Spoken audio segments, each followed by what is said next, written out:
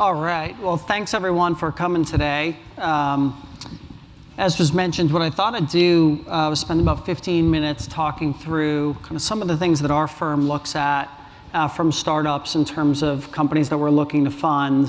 To do that, I'll tell you a little bit about our firm. And the reason that I'm doing that is not to put on a pitch for KKR, but really to start getting in your head some ideas around what are some of the questions you might want to ask of some of the potential investors in your businesses. I'll tell you a little bit around some of the criteria that we use to judge both entrepreneurs and their businesses, and then go through some of the tips that I have for you all as you're thinking about growing your respective companies. And then I think we mentioned this earlier, but the plan was to do kind of 15 minutes of Q&A at the end here. There is no shortage of growth capital in the world today. I think for some of you that may seem obvious. For some of you that may seem like a ridiculous statement as well. But one of the most important things in the decisions that you can make for a business is choosing the right partner to help you grow that business. So a little bit around kind of what we think differentiates us, so that you can start thinking again about some of the things you might want to ask of your respective investors. So today, our firm manages $130 billion of assets under management. About $1.2 billion of that is dedicated to growth equity investments within technology, media, and telecommunications. One of our big points of differentiation is our global presence. So we have 21 offices in 16 countries around the world, and we look to leverage that global presence to help you and entrepreneurs like yourselves scale your businesses outside of wherever your domestic location is. Just as often for us, that may be taking a business from Europe to the US or from Asia to the US, as much as it is taking a business from the US outside of our borders today. People at our firm tend to stay there a very long time, and I think that's a key question when you're thinking through investors is, you want a place where the partners that you're going to be working with are going to be there, for 3, 5, 10 years, whatever the journey is for your company. At KKR, our most senior people on average have stayed there 17 years. So you're going to get continuity from the firm and from the partners that you work with. And then one of the most important points that we stress to our companies that we invest in, the employees of our firm are the single biggest investor in our funds. And the reason why that's important to you is because that means that we're investing side by side with you with our own equity in your business. So we feel the heat when your business is struggling. We're going to be there with you through thick and thin because we have our own capital deployed in your business. So one thing that I always, when I'm talking to entrepreneurs or founders and saying, when you're taking money from an investor, ask them how much of their own personal money they're investing in your company or in the funds that's investing in your company, because you want to have an alignment of interest there with the various people that are going to be sitting at the boardroom table or in your cap table. And then I think the important thing too is asking, what is differentiated about the firm? What can the investor bring to you that's going to help you grow your business? Capital is pretty much a commodity nowadays. It's out there, it's cheap, it's available, but that's not necessarily just all that you need. In fact, in a lot of ways, it's the easiest thing out there to get, and sort of the thing that I think you should discount the most. For us, we have a dedicated fund for growth equity. That's really important. There's a lot of people out there who invest in all sorts of different things out of one fund. I think the question there is, does that investor really have the focus to help you grow your business, know what it's like to sort of scale businesses of your size, know what the growing pains are going to be along the way. If they're investing in huge businesses, alongside of smaller startups, I'd have a real question around if you're going to get the time and attention that you need. For us, we think about what's the value add for our team. It's the international presence that I talked about earlier. We have a 50-person operations team that's all ex-Bain, McKinsey, BCG resources that are world experts in pricing and Salesforce effectiveness and search engine optimization, real problems that are relevant to your business, where those people can be on site with you, helping you and your team grow. Track record is obviously very important. One of the things that we talk about as a differentiator, given our financial position, we can be a long-term financial supporter. So I think that's another key question as you're thinking through your investors is how much capital do they have available to fund your business down the road? Is this a one-shot opportunity, or is this something where they can provide funding over time?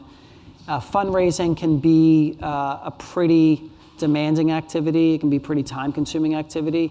And finding investors that can make this quick and easy for you can help you focus on running your business. And then last for us, we think about how can we help the business with its eventual exit, whether that's a sale to a strategic, whether that's an IPO, whether it's any other option available. We're out there in the market all the time talking to both strategics and to investors on the IPO side, thinking about what's the right exit for the business. These are a couple of businesses that just selected that we've invested in out of our fund. Everything from GoDaddy, we invested. It was one country, one currency, one language. Today it's 35 countries, 42 currencies, global business around the world. We shifted marketing from Danica Patrick and scantily clad women to much more entrepreneur-focused startup type businesses. Sonos, hopefully a lot of people in here have this in their homes. Wireless speaker system. Ping Identity, which is an identity management technology company. But for us, the way that we at least look at investments is, in particular, where we are good is helping businesses scale. We are not particularly good when a business is still in what we would call the technical risk phase of their development. So if they have an idea, they're not really sure if they have a company, and they're still finding, head of engineering, head of development, growing out that team, we're not going to be very good at that, and there's a lot of other firms that are. But when you have product market fit and you need to really scale your business, that's where we're going to really excel. So some of the ways that we think about that, we sort of look at 15 million of ARR as sort of a minimum threshold for us that there's proof out there that you have customers, you have product market fit, there's people who are willing to pay for your product. We spend a lot of time, I'd say we are on the spectrum of investors. We gear more on the side of we want businesses that really scale and that work on a unit economics basis. We are not the firm to go to if you want to grow revenue at all costs. We don't think those businesses are very good, or you're just kicking the can down the road in terms of eventual problems around making money. And for us, we have a minimum of $25 million of equity that we're looking to invest in the businesses. We're agnostic as to how much of the business that actually buys. But for us to put the resources of the firm behind your business, we feel like we need to put at least $25 million to work in that case. So a few tips. This is probably the relevant part for you all. The first thing, I'd say the number one reason why we invest in a business, and also the number one reason why we don't invest in a business, is the team. And we see entrepreneurs, we know it's a lonely path, it is a hard path, and you just want to fill that head of sales position, or you just want to fill that head of marketing position. Make sure that you take the time to find the right person for that role, because inevitably down the road we're backing a team, and if there's weak links in that team, that's going to affect both your ability to scale, your attractiveness to us as investors. The single biggest decision that you make is the people that you hire to be a part of your team and sit around the table with you on a day-to-day basis. Number two, this is a big pet peeve of mine. I hate it when people come in and say, we're the Uber of X, we're the Airbnb of Y. Like, that's nonsense. So many people, they try to make that like it's a way of making it real and simple for people, but that's not a business problem. We often see technology in search of a problem versus a demonstration that there is some real pain point in the marketplace that your technology or service is falling. I know it's cute and easy to sort of say those taglines, and it's nice to say, out in the street, but don't come into an investor's office and sort of say that, because immediately, at least we discount sort of what you're saying. So we say you don't understand your problem correctly if you're using an analogy of another business or sort of fake market. Understanding the market size and growth and who you sell to. I'm constantly amazed how many companies we talk to and we say, well, who do you sell to? And if it's a consumer business, they can't really describe him or her in detail. What's their economic profile? What's their socioeconomic status? What's the problem they're trying to solve? Too many times you find businesses that spend all their time in their office and not out kind of in the streets talking to real consumers, or real customers, whether that's consumers or businesses, and understanding if it's a B2B sale, who is it in the organization that you're selling to? So not just the types of companies that your products will be useful for, but who exactly in the organization. Are you selling to the CFO? Are you selling to the head of marketing? Are you selling to the head of facilities? Are you selling to the head of HR? How many of those have you spoken to? What's that sales process look like? And then understanding who is your competition today and tomorrow. The other big pet peeve that I have is when businesses come in and say they have no competition. We've yet to see a business that actually has no competition. So to us, when we hear an answer that somebody says, oh, we don't have any competitors in the marketplace, to us, that's a signal that you don't understand your market very well. Every business has competition. Every business has competitors out there. In terms of the solution, we really challenge our companies to think through why is their solution 10 times better than what's available in the market today. A lot of times we hear, well, our solution's cheaper, and that's sort of interesting for a little bit, but over time that's not a sustainable advantage, is that your cheaper solution. We really want to know how you're going to be 10 times better than whoever the best offering is today. What's the convenience? What is the benefit? And what are customers saying about your product that sort of demonstrate that type of ROI from their experience working with you? I talked about number 5 a little bit earlier. We really like businesses that are scalable. And what that means is, doesn't mean you have to be profitable today. It doesn't mean you have to be profitable tomorrow, but it means there's got to be a path to sort of getting there. We see a lot of businesses with just really lousy economics, and the answer is always, oh, we're just going to scale. And we point out that there's no scale benefit in your business. Your scale just means you're going to lose more money even faster than you are today. So there's got to be some lever in the business that eventually you start getting efficiencies which drive profits to the bottom line over time. And if we don't see that in sort of a 24-month time frame, that's a pretty scary business to us. And I'm happy to talk through different business models that we've seen that sort of demonstrate that. And the last one, without sounding self-serving, but I think there's a lot of pressure out there amongst entrepreneurs when they look to their left, look to their right, and their friends or their colleagues are getting funded at a certain valuation, and they sort of have valuation envy, and they say, oh, well, if they're worth $100 million, I want to be worth $100 million, et cetera. I think finding the right partner, not just for sort of today, but who's going to be there 5 or 10 years from now, who's going to help you grow the biggest business, not over the next 12 months, but over the next 12 years. And if you start to probability weight those, we see a lot of people who say, well, they'll offer me a higher valuation today. Our counter is always, well, if you probability weight the set of outcomes 5 years from now, who's going to get you a higher valuation 5 years from now, and how do you weight those probabilities? And I'm not saying that to say you shouldn't take the highest valuation out there. I think that's a key input for you all. But really thinking through who's going to drive the highest probability long-term outcome for you all is something that I'd focus on a lot if I was in your shoes. With that, here's my contact info, but I'm opening it up to Q&A. I'm apparently 50 seconds ahead of schedule. So those of you, so the Q&A is not live, so there's not a mic out there. So it's Slido. It's sli.do. Please go ahead and go there. It's hashtag StartupGrindGlobal.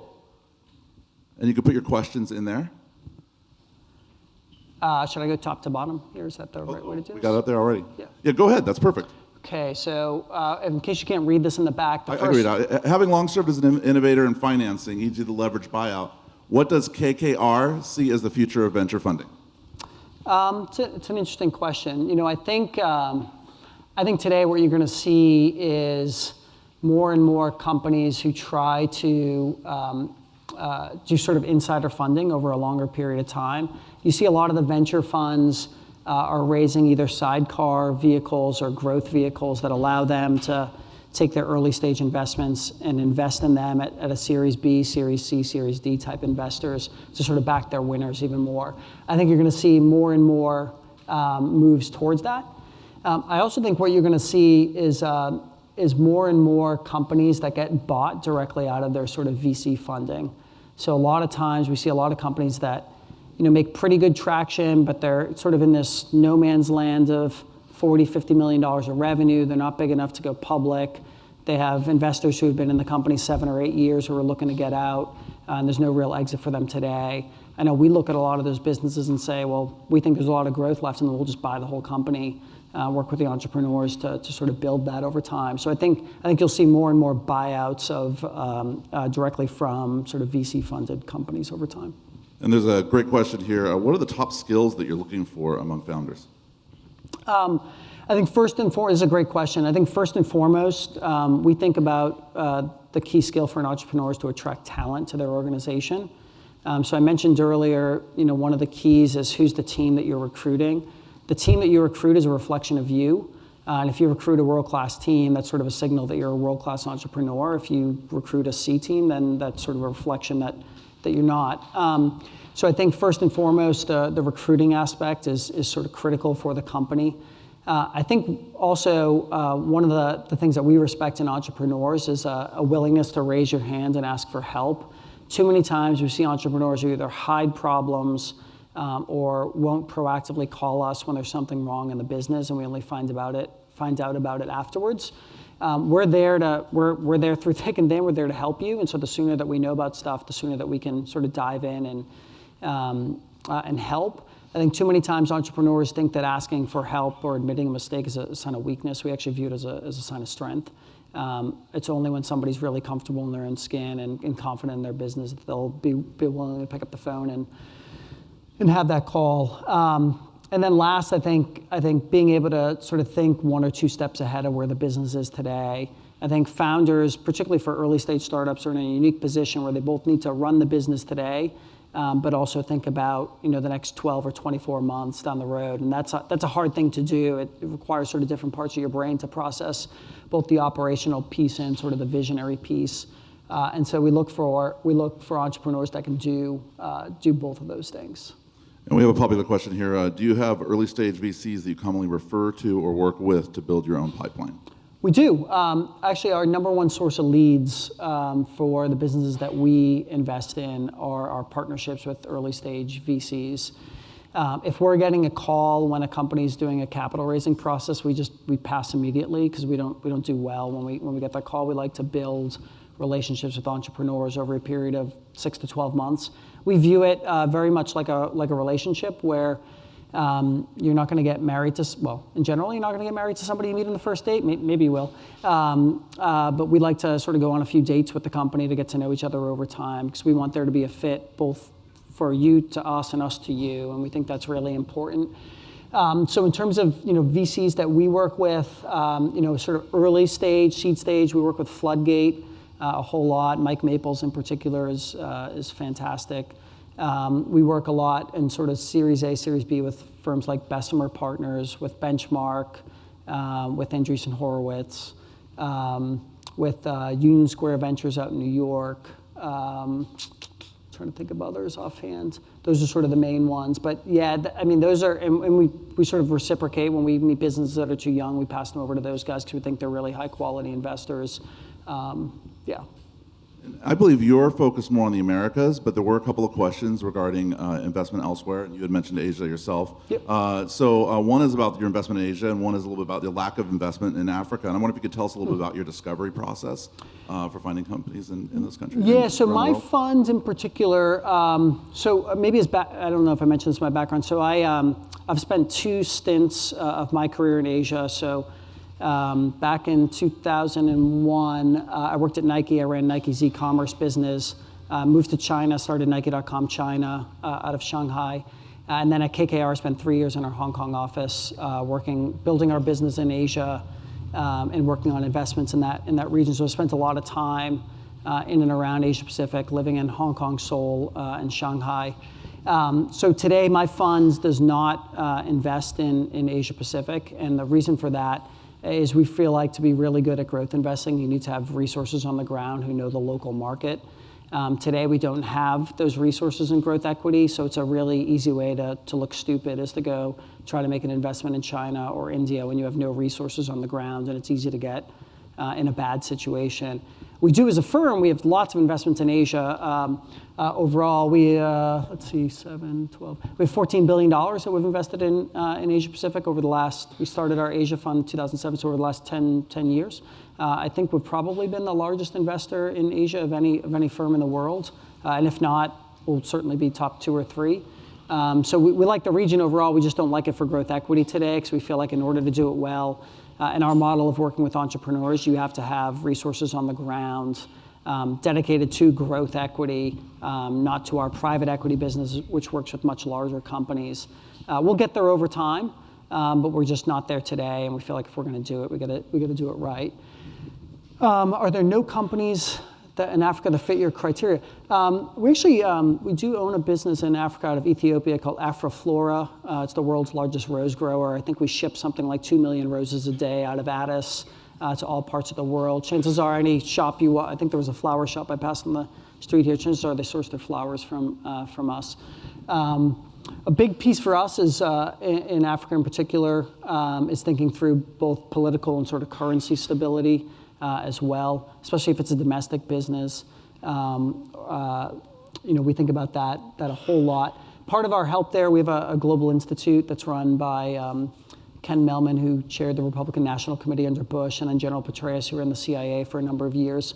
And as an example, when we did our investment in Afroflora, General Petraeus flew out, met the whole government of Ethiopia, helped us get comfortable making an investment in that country at that time. So I wouldn't say that we're not open to it, but we'd be very specific around the countries that we do invest in there. Now, how important is a personal connection with the companies that you invest in, and with the founder of the companies you invest in? Yeah, this is a great question. I would say I'd answer this 2 ways. So one is this a friend, and then second, is this somebody that we've gotten to know over time? I'd say that the latter is extremely important. We invest in the companies that we invest in. We're investing in the people as much as the company oftentimes, and so having some type of, if this means do we have a relationship with the person where we've gotten to know them over time, that is very, very important. If this means outside of work, are we sort of friends? I'd say that's great if we are, but at the end of the day, we have a business relationship, and it's more important that we have a similarity of values with the founders that we're investing in. Do we get lots of referrals from people who have personal connections? Sure, but it doesn't mean we need to go out and grab a beer together or something like that in order to get an investment from our firm. So a couple ways to interpret that question. And what are your thoughts on companies that have a single founder? This is a good question as well. I would say being a solo founder is probably the hardest job in the world, other than being I look at my wife, who's a stay-at-home mom. It's like incredibly difficult. But like being a solo founder, it is a lonely existence. You have very few people you can go to for advice. You have very few people you can bat around ideas with. It's very hard to show any vulnerability or weakness because every employee in your organization is looking at you. And so, I think solo founders, people who are able to do it, are incredibly strong. And what we often try to do is surround them with a network of advisors and people who they can go to for. It can be personal problems, it can be professional problems, it can be any of the above. So I wouldn't say we're biased either for or against them. I'd say we do recognize, how difficult of an existence that is, and we try to provide those entrepreneurs with the right support network so that they can thrive with their company. And what does a great slide deck look for you for a pitch? Yeah, the best slide decks are when you don't have to use them. So oftentimes we come in and we just get into a conversation with people, and the slides are there for reference if you need to use them. But if you don't, that's great. What I find oftentimes, I tend to try to coach founders a lot around making sure that they spend a lot of time crafting their story. I think too often people come in, they're like, oh, I have this cool product, here's what it does. But really, I think the power of a good story, of being able to communicate that to folks. What I often say is take your slide deck, and if you had one sentence to say on each slide, what would that be?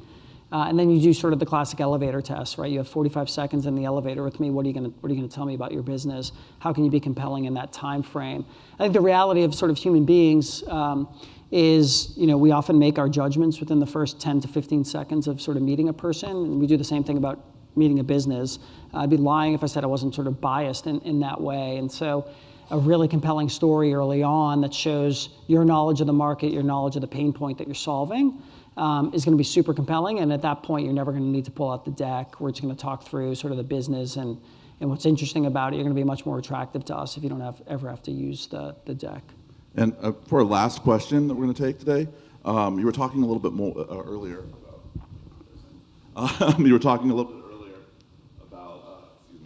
about companies and founders that you have a connection with. Mm-hmm. And which one would you say you had the biggest connection with and that you enjoyed working with the most?